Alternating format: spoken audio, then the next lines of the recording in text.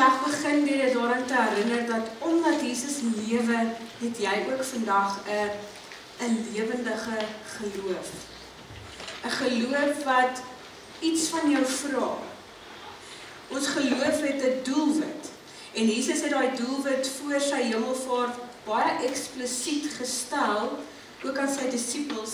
En ons lees dit in Matteus 28 vers 19 tot 20, daar staan: gaan dan na al die nasies toe en maak die mense my disippels, doop hulle in die naam van die Vader en die Seun en die Heilige Gees en leer hulle om alles te onderhou wat ek julle beveel het. En onthou, ek is by julle al die dae tot die volëinding van die wêreld. Ek wil sommer net vanoggend aan hierdie opdrag van Jesus herinner, hierdie kern van ons geloof. En ek wil vir jou so 'n oomblik gee om sommer net stil te word voor die Here en net so 'n bietjie daaroor na te dink. Dink aan die inhoud van hierdie woorde. En dan vra jy sommer net in jou stil word vanoggend vir die Here om daai vlammetjie net weer in jou aan te blaas. Net weer te kom aansteek daar waar dit al doodgewaai is, deur al die ander goed van die lewe en al die ander verpligtinge van die lewe wat ons moet nakom en die gejaag van die lewe. En kom ons vra sommer net weer vir die Here so in ons stil word om vir ons weer nuwe lewe in ons geloof en in ons opdrag as disippels in te blaas. Ekskuus, in te blaas. Kom ons raak so 'n oomblik saam stil voor die Here. Here, dit is so lekker om vandag tot eer van U naam te kan sing. U is vandag en elke dag van ons lewe so waardig om geloof en geprys te word. U is groot, Here, U is almagtig en dis met 'n groot stuk nederigheid en 'n groot stuk verwondering wat ons vandag tot U nader. Dankie dat ons deur die bloed van Jesus vanoggend in die troonkamer van die Vader kan kom staan. En dat ons dit kan waag tot voor die troon, want ons weet ons is bedek met die bloed van Jesus. En dankie dat ons U teenwoordigheid kan beleef op so 'n besonderse manier, omdat Jesus vir ons die weg gebaan het. Here, 'n hele week is oor ons heen, 'n week vol uitdagings en baie van ons sit vandag hier so moe en uitgeputte siele. En daarom wil ons kom vra, Here, kom vernuwe sommer net vanoggend ons elkeen se gees en ons gedagtes.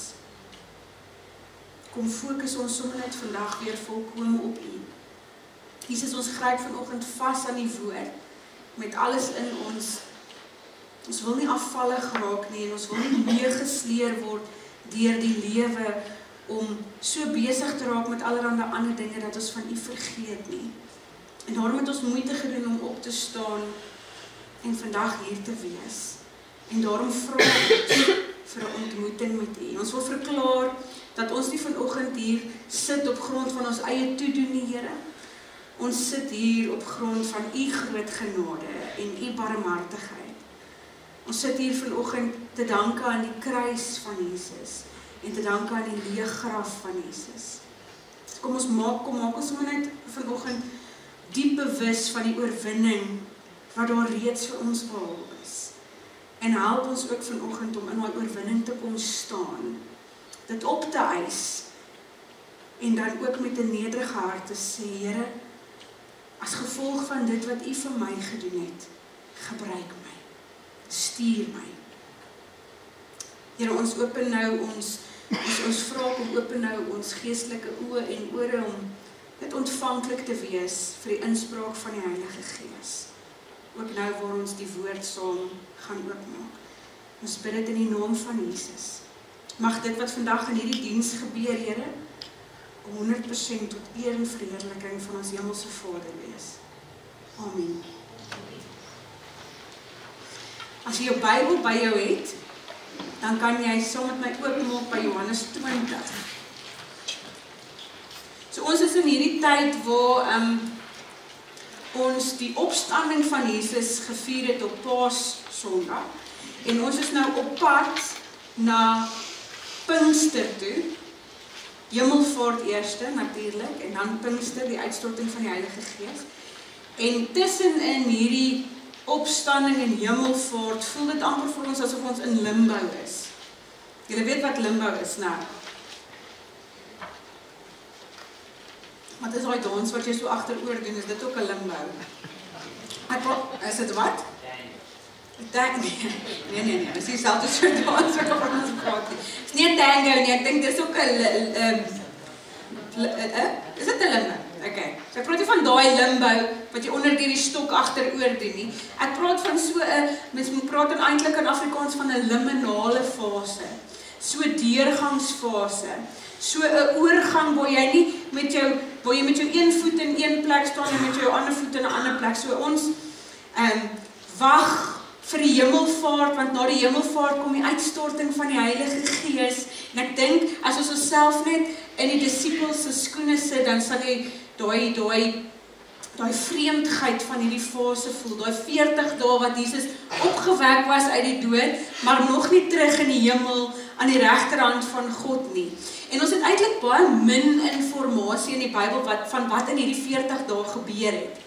Die bietjie wat ons het, maak my net meer nuuskierig om te weet hoe dit gelyk het toe Jesus aan Petrus verskyn het en wat hy vir hom gesê het en hoe dit gelyk het en geklink het toe Jesus aan die 500 verskyn het en wat hy vir hulle gesê het. Maar ons het nou nie al daai detail nie, maar wat ons wel het is hierdie verhaal.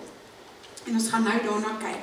Ek wil sommer net vanoggend begin deur vir jou die vraag te vra en ek wil hê jy moet daaroor dink. Dalk gaan met die ou daar langs jou by jou daaroor praat. Hoe sal jy disippelskap definieer?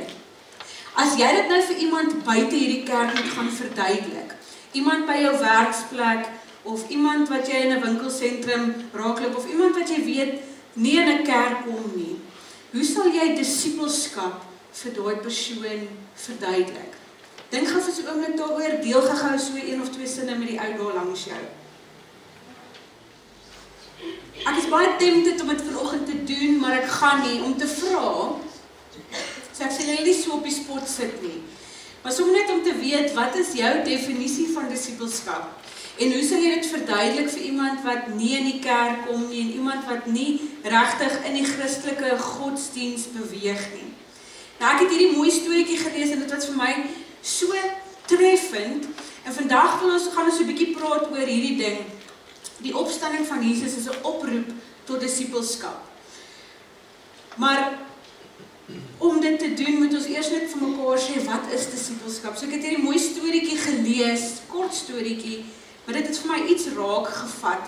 Dit is die storie van die Verenigde State se burgeroorlog. En Abraham Lincoln was uitgenooi om saam met 'n klomp geloofsleiers 'n gebedsbyeenkoms by te woon. En die voorganger het gereed gemaak om hierdie gebedsbyeenkoms in te lei en hy nooi toe die president om die voorbank te kom staan. En toe Lincoln langs hom staan, toe sê hy vir hom, meneer die president, kom ons bid nou saam dat God aan ons kant sal wees. En toe het Lincoln so oomblik stil geword en hy het vir die ou gekyk en toe sê hy, nee meneer, kom ons bid eerder dat ons aan God se kant sal wees. En dit is vir my in 'n neutedop disippelskap. Nie dat God aan my kant is nie. Dis waarheen ons Christendom verdraai het. God moet aan my kant wees. Nee, disippelskap gaan daaroor dat ek aan God se kant is. In Lukas 14 vers 27 gee Jesus self hierdie definisie van disippelskap. Hy sê, iemand wat nie sy eie kruis dra en agter my aankom nie, kan nie my disipel wees nie. So hier het ons 'n duidelike idee van wie voorloop in hierdie disippelskapsreis. Disippelskap is nie dat Jesus agter my aanloop nie en agter my behoeftes aanloop en my die hele tyd bedien nie. Disippelskap is dat ek kies om agter Jesus aan te loop, selfs waar dit vir my ongemaklik is om dit te doen. Nou dit klink dalk vir jou na 'n sinnelose opmerking om te maak. Want die meeste van ons weet daarom dat disippelskap beteken ons moet Jesus volg. Ons is volgelinge van Jesus. Ons moet spreekwoordelik agter Jesus aanloop. Maar ek wil sommer die vraag vir jou deurgooi vanmôre. Hoeveel keer in die lewe verwag jy regtig van Jesus om agter jou aan te loop? Ek dink as ons gebedslewe net onder 'n soeklig gaan plaas of onder 'n vergrootglas gaan plaas, gaan ons sien dat hierdie ding vir die meeste van ons 80 na 90% van die keer waar is. Want ons gebede gaan daaroor om vir die Here te vra om te doen wat ek graag wil hê moet gebeur, of die uitkomste bewerk wat ek graag wil hê. Hoeveel keer verwag jy dat die Here op jou gebed of jou bevel eintlik moet reageer? Ek en jy is opgeroep tot God se diens, nie andersom nie.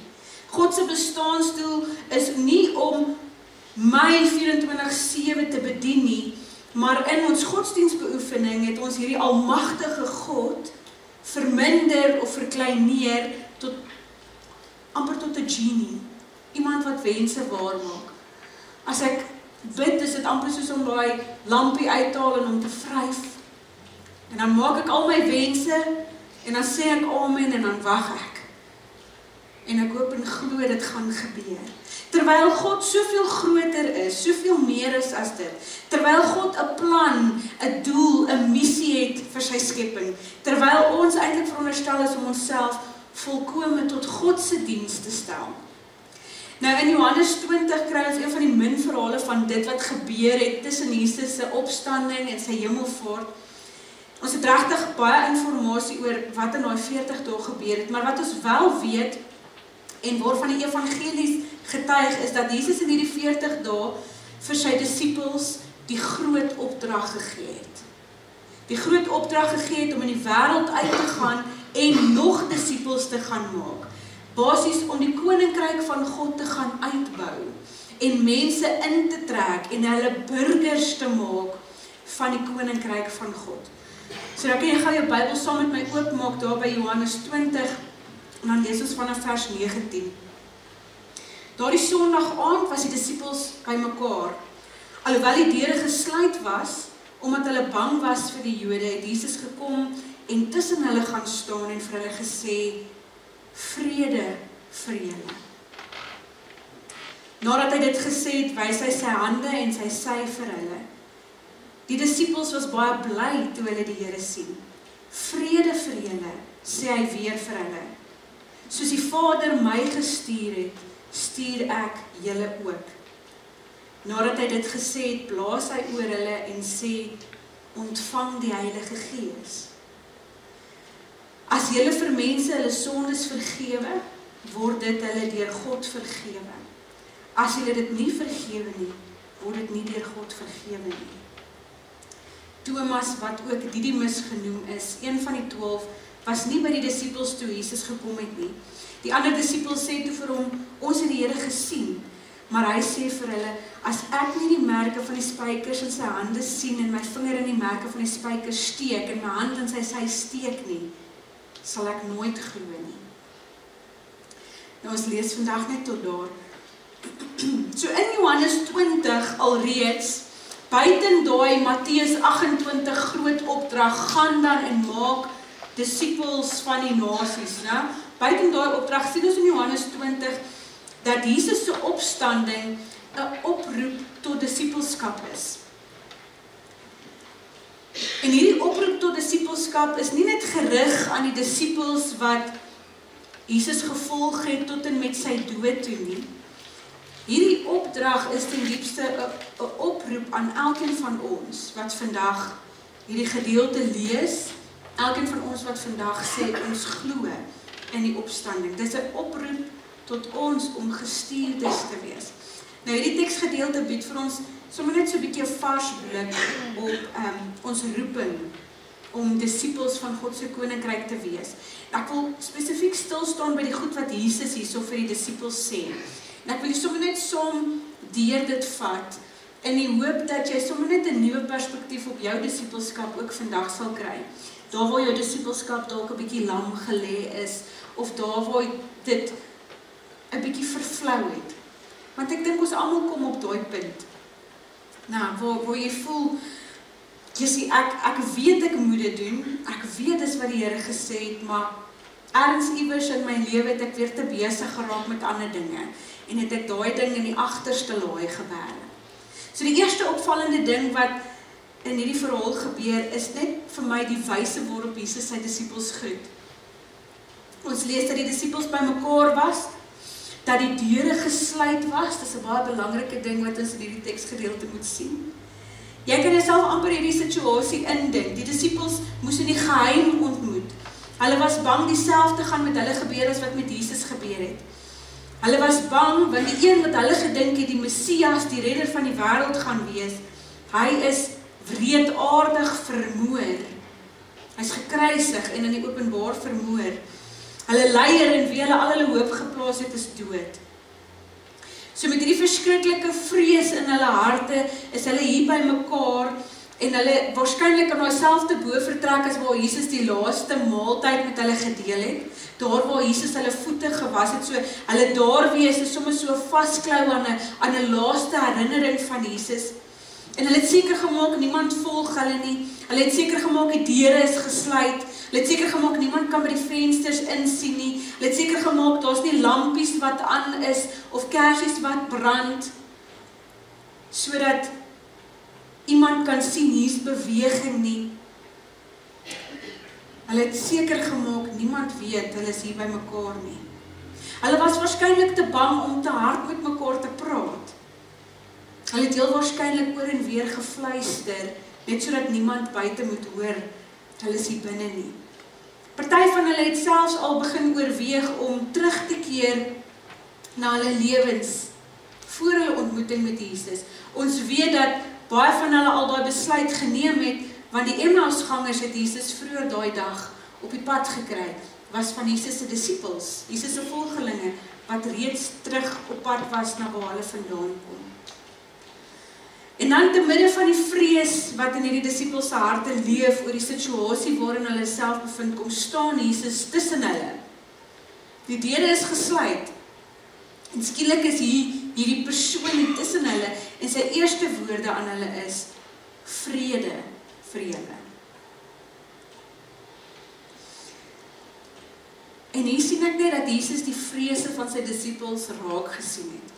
En hy het presies geweet, deur wat hulle op hierdie oomblik gaan, want nie lank van tevore nie, het hy ook deur daai vrees gegaan, daar in die tuin van Getsemane. En wat vir my so mooi is hier is, hy vermaan hulle nie, deur vir hulle te sê, moenie bang wees nie. Hy seën hulle, deur vir hulle te sê, vrede vir julle. Want om nie bang te wees nie, en om vrede te hê, is twee verskillende goed.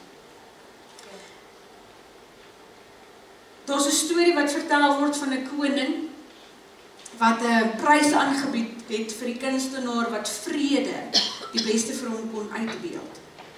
En hierdie was die skildery wat gewen het. Niemand kon die koning se keuse verstaan nie. Vir hulle het hierdie skildery na die teenoorgestelde van vrede gelyk. Dis nie 'n kalm waterstroompie nie, dis 'n woedende waterval. Dis nie 'n mooi sonskyn dag nie, as jy daar in die agtergrond kyk, dis bewolk, daar's donderweer, daar's stormwolke. Die mense was eintlik baie ongelukkig oor die koning se keuse, tot hy die volgende vir hulle uitgewys het.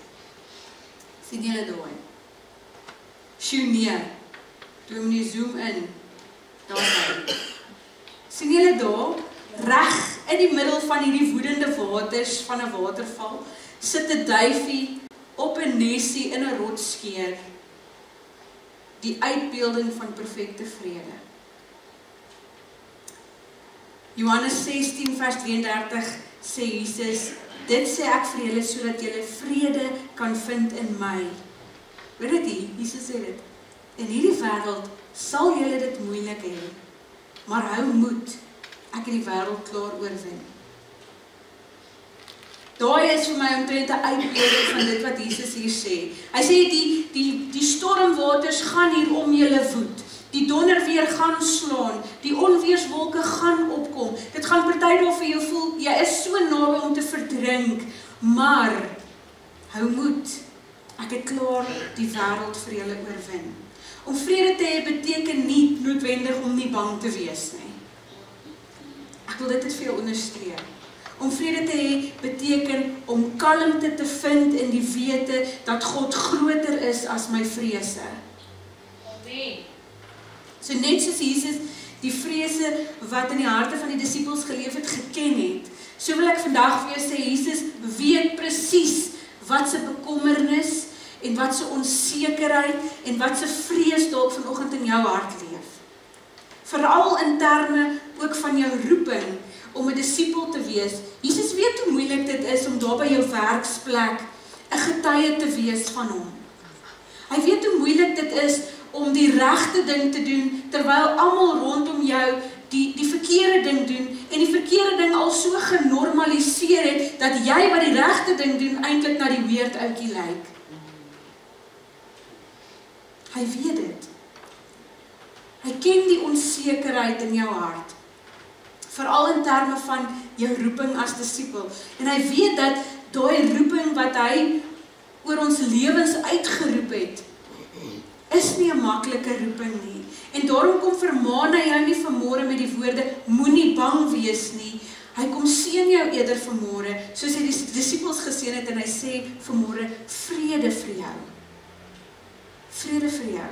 Waarin vind ek my vrede? Ek vind my vrede in die wete dat God groter is as my vrese, dat God groter is as die bedreigings hier rondom my. Miskien het jy sommer net vandag nodig om dit te hoor, te midde van jou eie situasie. Miskien het jy sommer net nodig om met hierdie woorde bemoedig te word, om weer die evangelie van Jesus, daar waar jy elke dag beweeg, te gaan deel. Jesus het gesien, die disipels was dalk skepties, ek weet nie. Hulle het waarskynlik by hulle self gedink, wie is jy, dat jy nou vir ons kan sê, wees rustig? Weet jy nie wat op Golgotha gebeur het nie? Ons Jesus is gekruisig, ons leermeester is vermoor. En nou soek hulle ons ook. En as ons net 'n voetjie hier buite verkeerd sit, gaan hulle ons ook vang en dieselfde met ons doen. So wie op aarde is hierdie man om vir ons te kan sê, vrede vir julle? Maar weer eens gebeur die mooiste ding in hierdie verhaal. Jesus sien hulle harte raak. Hy sien wat in hierdie ouens se gemoed leef. Want die volgende ding wat Jesus doen, is hy wys sy hande vir hulle. En hy kom bevestig net hulle geloof. Dis wat hy gedoen het. Hy kom bevestig hulle geloof. Thomas was nie by hulle, toe Jesus homself aan hulle openbaar het nie. En ons lees dat toe Thomas by hulle aansluit, toe vertel hulle so met opgewondenheid vir hom, Jesus was hier, ons het hom gesien. En dan lees ons Thomas se bekende reaksie, as ek nie die merke in sy hande sien, en my vinger daarin steek, en my vinger in sy sy steek nie, gaan ek nie glo nie. En as ons hierdie reaksie van Thomas lees, dan wil ons hom dikwels veroordeel, eintlik vir sy ongeloof. Ons het al vir Thomas eintlik hierdie lelike bynaam gegee, ons noem hom ongelowige Thomas. Maar ek wil sommer vir jou vra vanoggend, hoeveel keer bevind jy jouself in Thomas se skoene? Hoeveel keer op 'n dag, ek wil nie eers vir jou vra in jou lewe nie, maar hoeveel keer op 'n dag, en in die normale gang van jou normale dag, kom jy op hierdie plek van twyfel en onsekerheid? Is Jesus nou regtig nie? Is Jesus nou regtig aan my kant? Is Jesus nou regtig vir my? Nie aan my kant, is Jesus nou regtig vir my? En nie teen my nie. Hoe gaan hierdie ding nou uitwerk? Ek kan nie sien wat die Here hiermee wil bereik nie. Ek sê weer, disipelskap is nie 'n maklike ding nie. Disipelskap dompel ons soms in moeilike situasies waar ons geloof op die proef gestel word.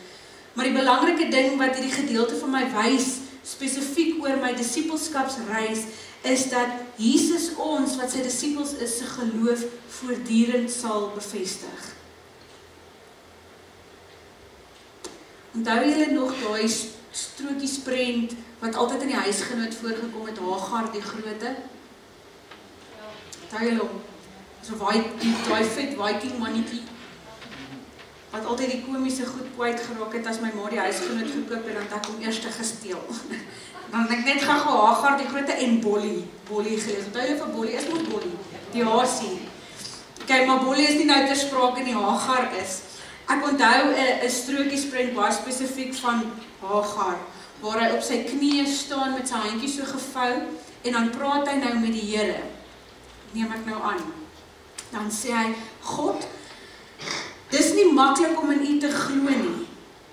Hoekom wys u uself nooit aan ons nie? Hoe moet ons dan weet dat u bestaan? Iets in die voege, sê hy. En dan kan ek onthou die volgende blokkies van die strokiesprent is, daar waar Hagar staan, so hy staan nou op sy knie deur hierdie hele strokiesprent, kom daar 'n blommetjie langs hom op. En agter hom is daar 'n vulkaanuitbarsting. En die volgende prentjie is 'n sonsverduistering. Alles raak donker, is net Hagar se oogies en handjies wat jy kan sien. En dan is daar 'n sterretjie wat verskiet in die volgende blokkie. En in die volgende blokkie is daar 'n vloedgolf wat oor Hagar spoel. En dan weer 'n weerligstraal wat blits. En dan in die laaste blokkie van die strokiesprent, is altyd 'n langer blokkie as die res, dan staan Hagar op, dan drup die modder van die water wat nou net hier oor hom gespoel het, nog so van hom af.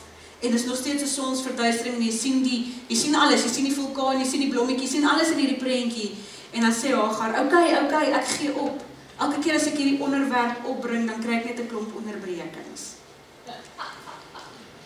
Nou, dis dalk snaakser op papier as wanneer ek dit nou vertel, maar dit wat hulle daar raak gevat het, in hierdie strokiesprent, eintlik in hierdie grappie, is net dit, dat God kom bevestig ons geloof in hom voortdurend. God kom ondervang ons wanneer twyfel begin hou vaskry. God kom ondervang ons geloof wanneer vrees hou vas begin kry. En ek wil dit sommer net vir jou illustreer uit jou eie lewe vandag. Dink net gou aan een storie. Jy hoef nie 10 te noem nie. Jy hoef ook nie net iets te noem wat net in die laaste jaar gebeur het. Dink net aan een verhaal uit jou eie lewe waar jy regtig kan sê, die Here was goed vir my. Net een. Wie van julle het so 'n storie? So 'n die Here was goed vir my storie. Amper almal se hande. En ek wil vir jou sê, dit is hoe die Here ons geloof in hom bevestig. En hy doen dit eintlik op 'n daaglikse basis, op 'n baie kleiner of 'n mindere manier as die groot goed en die groot stories wat ons uithaal, maar dis hoekom dit so belangrik is om stil te raak voor die Here en te onthou wat hy al vir jou gedoen het. En dis hoekom dit so belangrik is om ook na ander mense se stories van die Here te luister. Want daar waar jy dalk in 'n situasie sit waar jy voel, ek kan nie nou aan een ding dink nie, kom die ou langs jou en hy vertel vir jou net van hoe goed die Here vir hom was en dit kom bevestig sommer net weer jou geloof. Andy Stanley sê, hy sê in tye van nood, in tye van stres, in tye van twyfel, wat ons oorweldig voel, vergeet ons heeltemal wat Jesus al alles vir ons gedoen het. Is dit nie waar nie? En dan sê hy, so in die tye wanneer dit goed gaan, dis eintlik 'n tip wat hy gee, hy sê in die tye wanneer dit goed gaan, wanneer jy voel die Here is nou goed vir jou gewees, skryf dit ergens neer. Sodat jy in die tye wanneer jy nie meer die goedheid van die Here ervaar nie, en dit nie meer kan onthou nie, dat jy kan teruggaan na daai goed en net weer daaraan herinner kan word dat God goed is. Want partykeer maak ons emosies ons wys dat God nie nou goed is nie, of dat God nie nou aan my dink nie, of dat God nie nou hierdie ding, die Here dit eintlik nou van my vergeet het. Ons emosies maak ons dit wys, maar die realiteit is, God is altyd goed. En hy laat alles ten goeie meewerk. So Jesus kom en hy bevestig voortdurend sy getrouheid aan ons en hy gee ons vrede deur ons te herinner aan dit wat hy al reeds vir ons gedoen het. En disippelskap, wil ek vanoggend vir jou sê, is om ingestel te wees op God se goedheid. Dit is om dit wat in my lewe gebeur, nie sommer maar net as vanselfsprekend te aanvaar nie, maar om God se hand in dit raak te sien. As jy vanoggend hier sit, het jy veilig geslaap gisterand. As jy vanoggend hier sit, is jou gesondheid van so 'n aard dat jy hier kan sit. Dis alles tekens van God se goedheid en hoe die Here ons geloof sommer net in hom kom bevestig. Ons moet versigtig wees om nie dit wat die Here doen sommer maar net vanselfsprekend te aanvaar nie. Ons moet daarop ingestel wees om God se hand raak te sien. Disippelskap is om te besef dat die Here my liefhet en dat hy alles ten goeie laat meewerk, en die gevolg van hierdie besef is vrede vir jou. Nie 'n verandering van jou omstandighede noodwendig nie. Nie 'n kalm waterstroompie ewe skielik nie. Nog steeds 'n woedende waterval.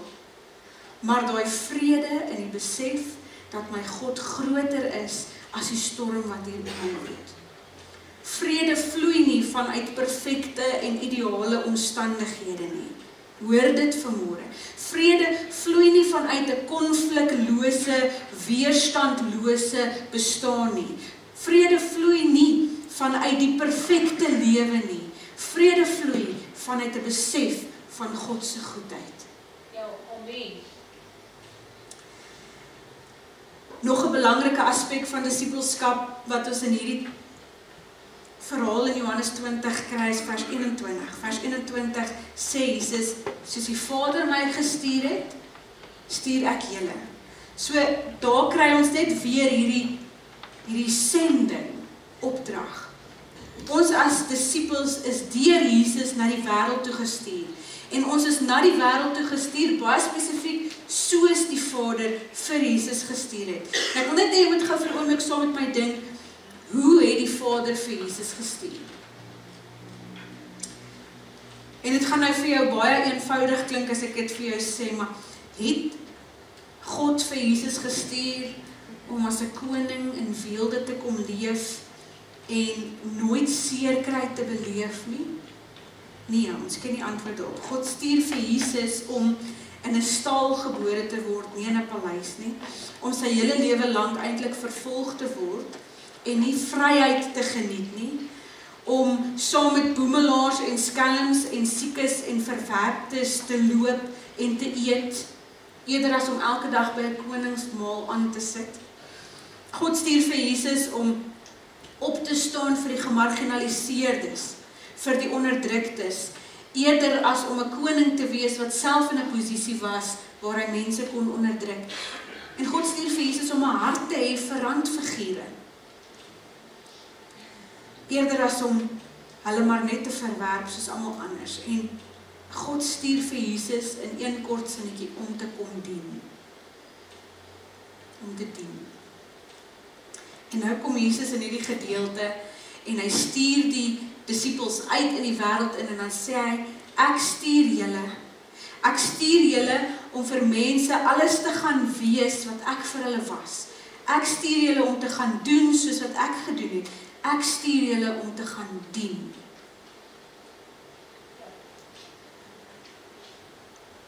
Ek is vol stories vandag. Ek het eendag 'n storie gelees, ook 'n eenvoudige storie, maar dis gewoonlik 'n eenvoudige stories, nie te kompleks nie, né, wat 'n mens se hart raak.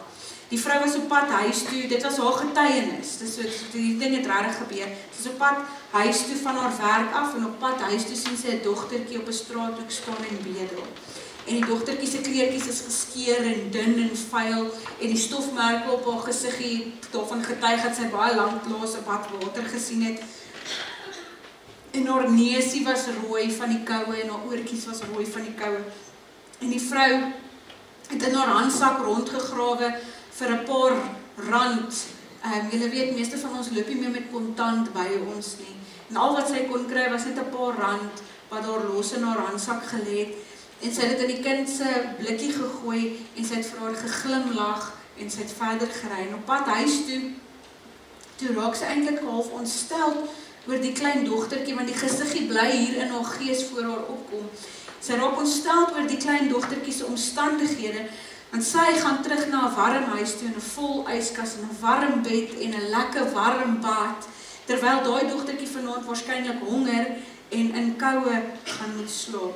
En kort voor lank is hierdie vrou in haar gedagtegang besig om met die Here hieroor te stoei en sy sê, Here, ek verstaan nie hierdie wêreld nie. Ek verstaan nie die ongeregtigheid van hierdie wêreld nie. Hoe kan U toelaat dat so iets gebeur? Wat het daai klein dogtertjie gedoen om so 'n lewe te verdien? Hoekom doen U nie iets om daai dogtertjie te help nie?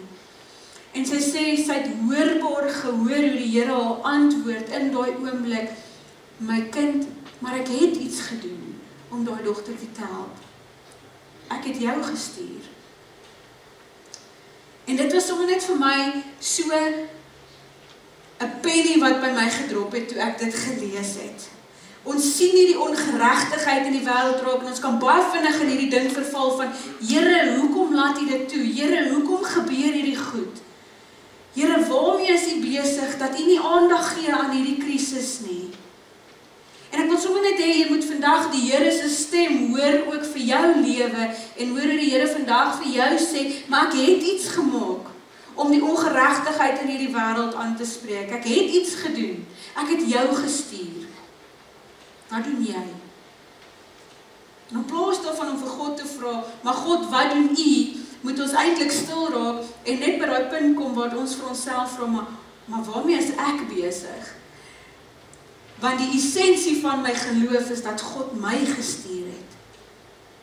Matteus 28 en Johannes 20, ek stuur julle in hierdie wêreld in.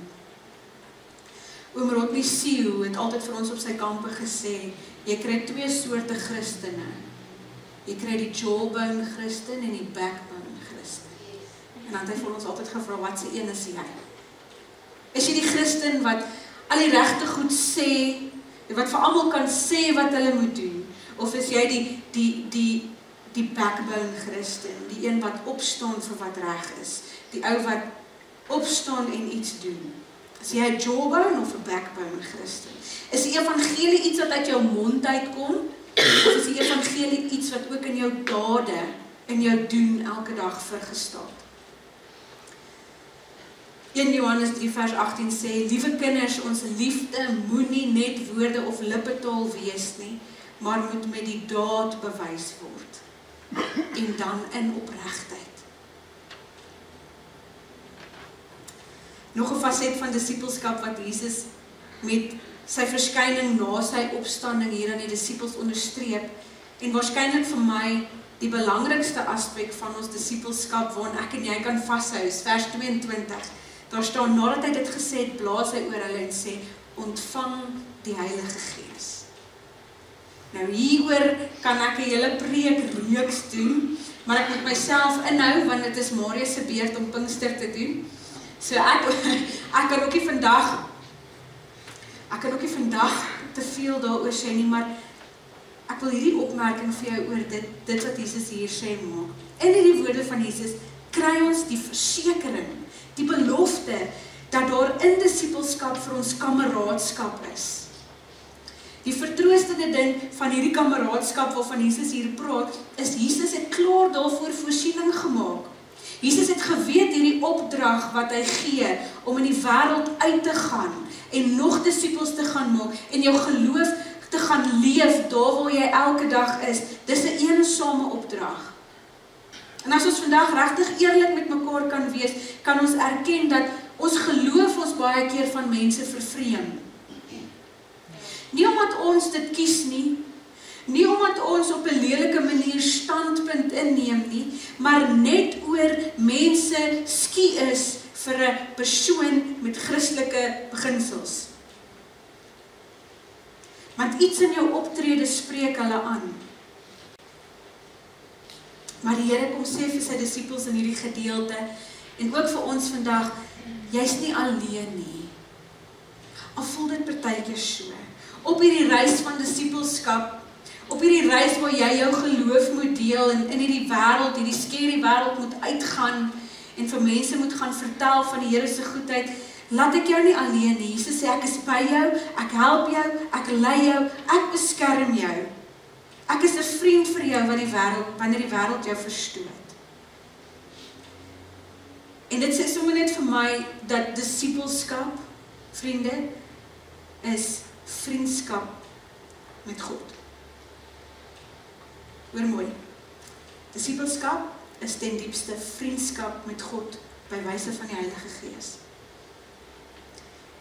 En dit maak nie saak vandag hoe alleen jy voel op jou geloofsreis nie.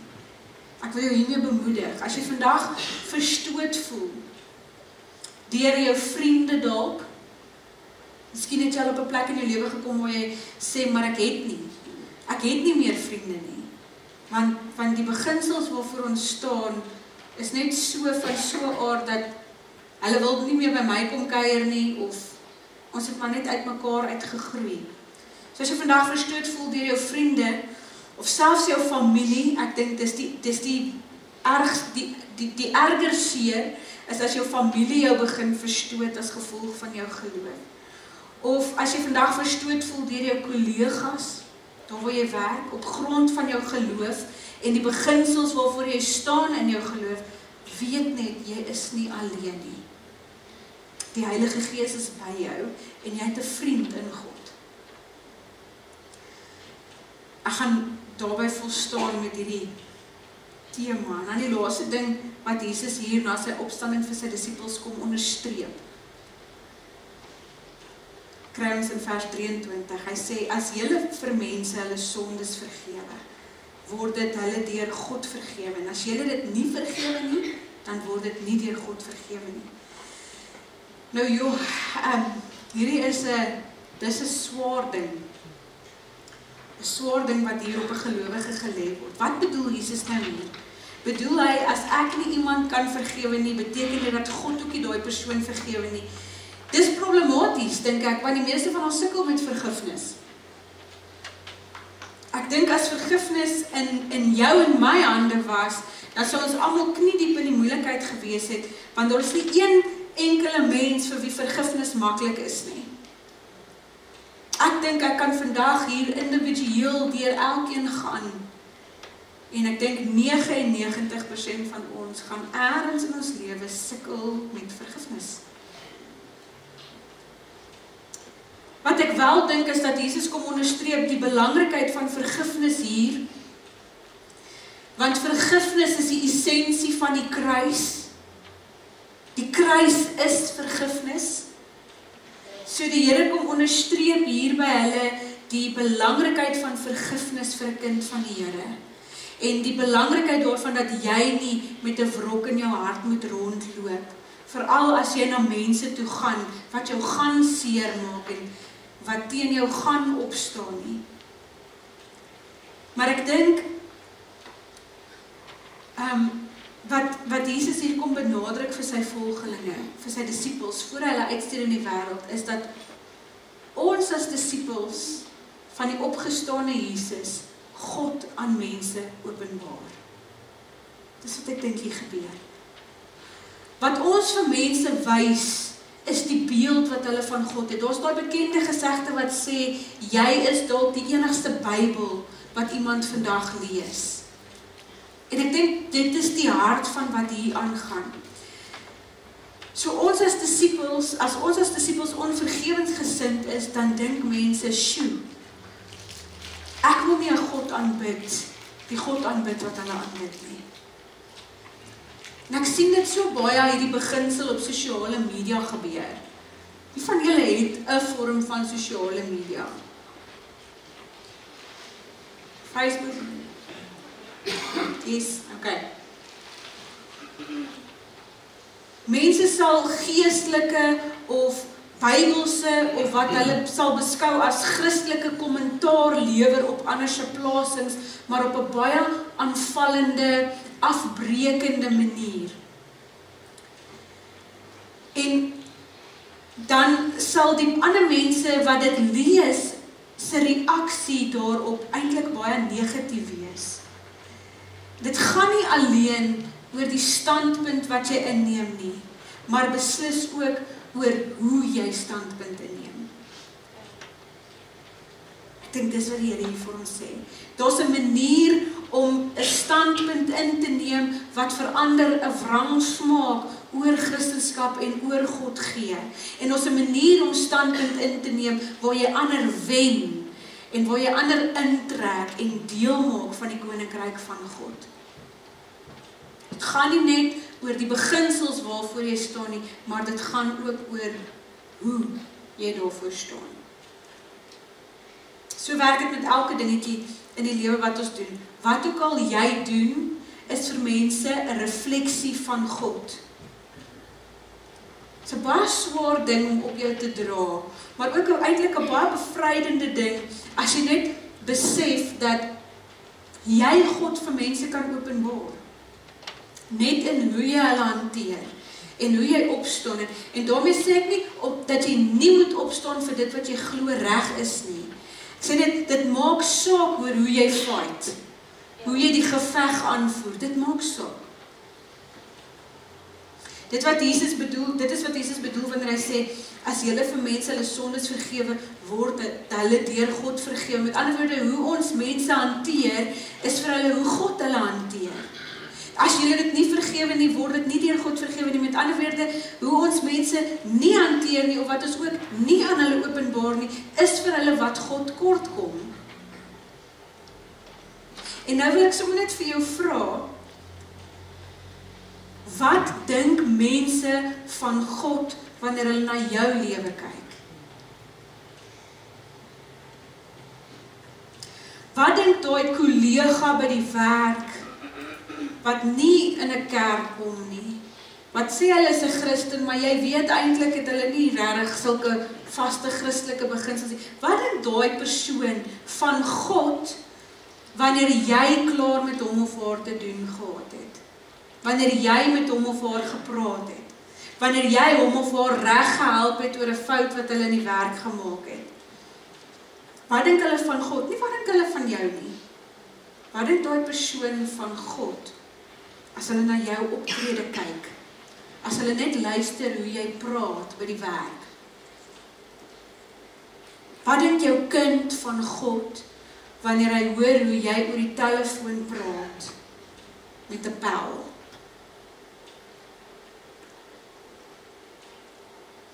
As mense na my kyk, wil hulle graag deel wees van die koninkryk van die lewende God, of skrik ek hulle van God af?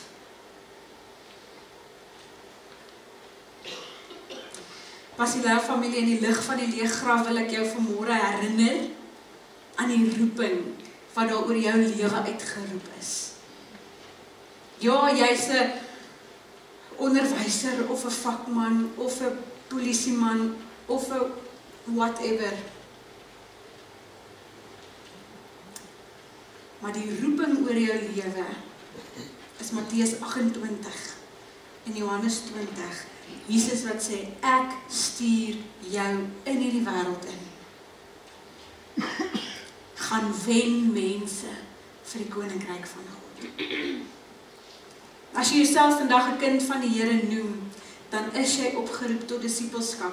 Ons het hierdie ding begin doen in die Christendom waar ons 'n Christen en 'n disipel van mekaar begin skei het. Dit is so vreemd en ongehoord, want die disipels in die Bybel het hulle self nooit eers Christene genoem nie. Nee, ek jok. 3 keer in die Bybel word hulle Christene genoem, 2 keer spottenderwys, waar daar met hulle gespot is, word daar gesê, julle is Christianos. Met ander woorde, aanbidders van die Christus. Net 1 keer claim hulle dit en sê, ons is Christene.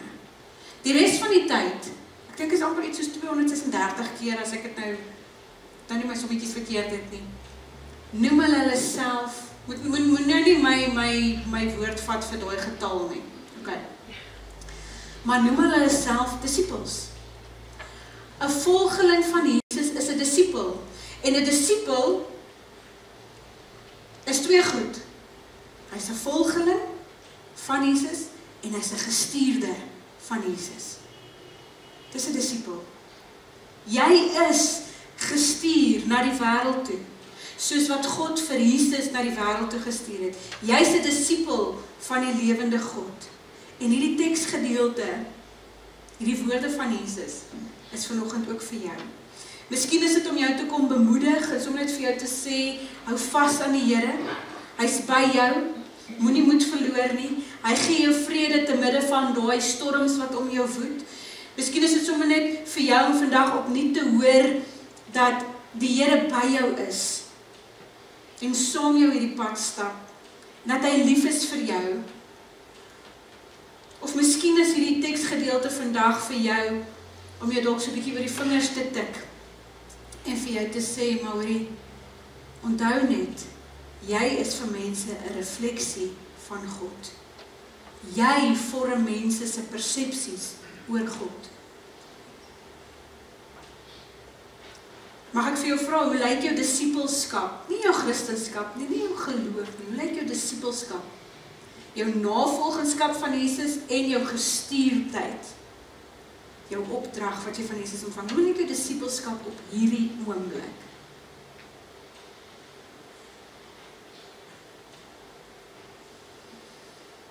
Wat is dit waarmee jy tevrede is?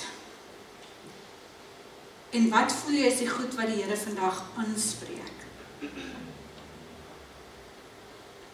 Ek wil sommer aanmoedig om in hierdie week by die Here se voete te gaan sit. En net jou disippelskap as onderwerp, sommer net by die Here se voete neer te sit. Net te gaan luister wat die Here vir jou sê. Wat vir hom belangrik is. Hy is lief vir jou, daaroor hoef jy nooit te twyfel nie. Die kruis is vir ons die bewys daarvan. Maar hy wil jou ook gebruik, hy wil jou stuur. En onthou sommer net, jy is nooit alleen nie. Die Heilige Gees is by jou. Die opdrag voor jou mag dalk vir jou oorweldigend voel.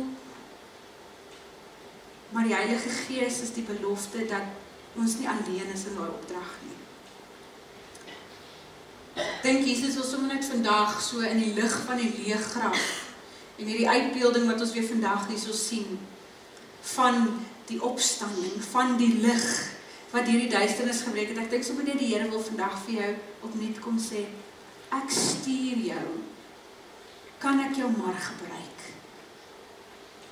Wil jy jouself nie tot my beskikking stel om 'n verskil te gaan maak daar, nommer 1 in jou huis, nommer 2 daar in jou werksplek, daar in jou vriendekring, daar by die gym, daar in die inkopiesentrum, waar jy so gereeld heen gaan, kan ek jou nie maar gebruik om daar 'n verskil te maak nie. Ek wil jou stuur.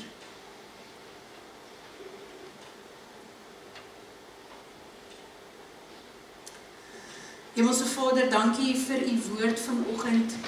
Dankie vir 'n groot stuk bemoediging wat ons daaruit kry. Dankie dat ons kan hoor dat die disippels ook bang was. Dat hulle ook partykeer getwyfel het. Maar Here, dat u hulle selfs in hulle bang en hulle twyfel nog steeds kom ontmoet het en hulle daar kom haal het en hulle kom bemoedig het. Dat u uself aan hulle kom openbaar het en dat u vir hulle volmaakte vrede midde hulle aaklige omstandighede kom gee. Here, dankie dat ons kan weet dat ons nie alleen is nie. Dat u die Heilige Gees vir ons as 'n ewige vriend en vertroueling stuur om ons op hierdie opdrag, hierdie lewensreis te kom vergesel. En Here, vir elkeen wat vanmôre alleen en eensaam voel, wil ons u troos en bemoediging kom bid. Wil ons 'n ervaring met die Heilige Gees kom bid. Kom skenk aan elke eensame siel vanmôre daai gevoel van kameraadskap en vriendskap. Daai besef van die Heilige Gees is by my, is my vriendskap met God. Dankie dat ons vanmôre sommer net dit ook kan besef, dat ons 'n vriend het in u. Here, as ons so praat oor disippelskap, dan kan ons dit baie airy-fairy maak, maar ons bid dat u sommer die teks net regtig in ons harte sal kom wortel vandag. Want Suid-Afrika het regtig 'n nuwe generasie disippels nodig, nie Christene nie. Nie ouens wat net sê, ek claim hierdie titel van myself, ek is 'n Christen nie, maar 'n disipel, 'n ou wat besef, ek moet agter Jesus aanloop, en 'n ou wat besef, maar Jesus stuur my. Mans en vrouens wat staan op u woord en u beloftes, 'n generasie gelowiges wat u beeld aan die wêreld kom openbaar maak. Help ons as disippels van die Koninkryk van God om nie 'n slegte beeld van u aan die wêreld te wys nie. Maar help ons, Here, om bewus te bly daarvan dat hoe ons mense hanteer, bepaal hoe hulle oor U voel.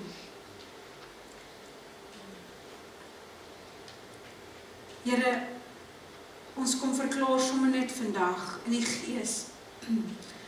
En ons staan op dit. Ons is U kinders. Ons glo dat Jesus vir ons aan die kruis gesterf het. En ons glo dat Jesus op die 3de dag uit die graf uitgestap het. En daarmee saam besef ons vanmôre dat daar 'n heilige roeping op ons elkeen se lewe rus om 'n disipel te wees. Help ons vanmôre en kom rus ons sommer net weer opnuut toe deur Johannes 20 om getrou te bly aan hierdie roeping. Ons bid dit in die naam van Jesus en tot eer en verheerliking van ons Vader.